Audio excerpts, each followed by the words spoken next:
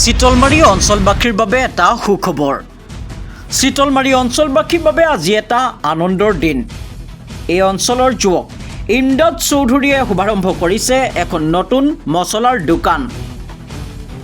ইমদাদ চৌধুৰীয়ে নিজা মেচিনত গোটা জলকীয়া, হালধি, জিৰা, ধনিয়া, গৰম মছলা আদি বনোৱা হয়।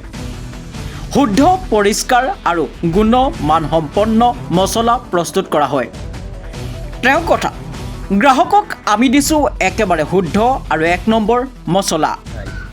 আৰু মছলা আপোনাৰ আমি পৰিষ্কাৰ কৰি নিবা ইনশাআল্লাহ নিলে আৰাম পাব। আমি 2 সপ্তাহ হইছে না মালটা খুব আরাম পাইছি।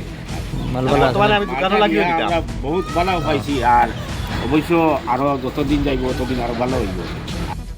এই দোকানত পোৱা যায় 100% শুদ্ধ দেশী মছলা।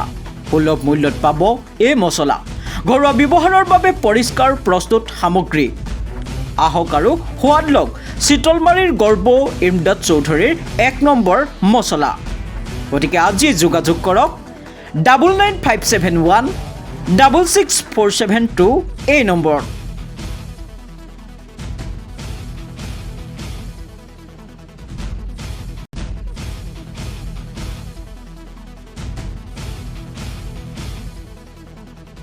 kita ইমদাদুল্লাহ acha address সামরালি বাজার গাঁও।